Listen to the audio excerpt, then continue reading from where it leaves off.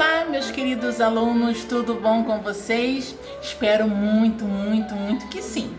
Hoje a nossa aula tá curtinha, porque nós vamos falar sobre as duas últimas formas instrumentais do período clássico. E olha quem apareceu lá atrás.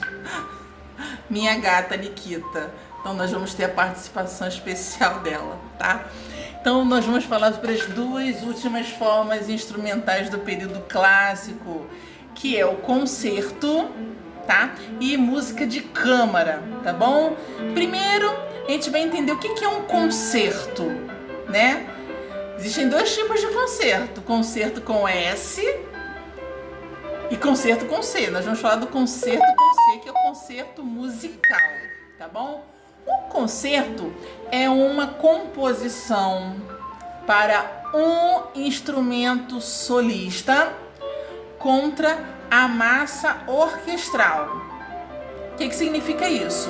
Eu tenho uma composição para um instrumento, pode ser piano, pode ser violino, pode ser flauta transversal. Então esse instrumento ele vai ser o destaque na orquestra, tá? Ele vai solar as músicas, enquanto a orquestra faz um fundo instrumental, né? A orquestra ela funciona para o acompanhamento do solista. Então o instrumento destaque é ele quem vai solar todas as músicas do concerto, tá? Então se por exemplo um concerto durar tipo 3 horas, ele vai solar essas 3 horas. O destaque é todo em cima dele. Pode ser piano, pode ser violino, pode ser clarinete, pode ser flauta transversal, pode ser violoncelo, tá? Então ele sola durante as 3 horas. Ele se destaca durante esse tempo todo. E a orquestra sinfônica fica ali apenas acompanhando, tá? Então isso é um concerto. Geralmente o concerto ele tem 3 movimentos. Ele começa com um andamento rápido, aí depois a música fica lenta, fica mais suave, depois ela torna a ficar rápida novamente, tá bom? Então o que é concerto? Isso aí vocês vão receber na apostila, que eu vou estar enviando junto, tá bom? Então a gente uma composição para o instrumento solista com o acompanhamento da orquestra, tá?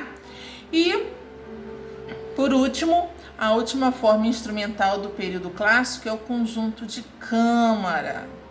Ao invés de se utilizar da orquestra inteira, né, com os seus, 60 músicos, 80 músicos, 100, 120 músicos, de repente é um lugar pequeno, que não cabe a orquestra toda.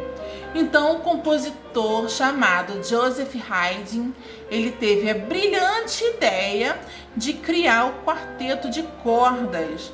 O quarteto de cordas é um conjunto instrumental formado por 2 violinos, uma viola e um violoncelo. Então, foi ele quem criou esse conjunto de câmara, tá bom? Participação apenas de 4 músicos. E ele também compôs várias peças musicais para o quarteto de cordas, tá bom?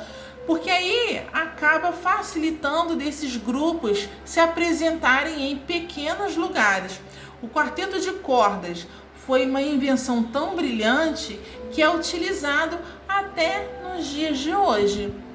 Existem quartetos de cordas que são especialistas em tocar em cerimônias de casamento, por exemplo, né? Dependendo do tamanho da igreja, não cabe a orquestra inteira. Então, 4 músicos já é o suficiente e fica, gente, uma apresentação belíssima, tá bom? Então, foi Joseph Haydn que teve essa brilhante ideia de criar o quarteto de cordas, 2 violinos, uma viola e um violoncelo para a gente aí se abrilhantar, tá bom?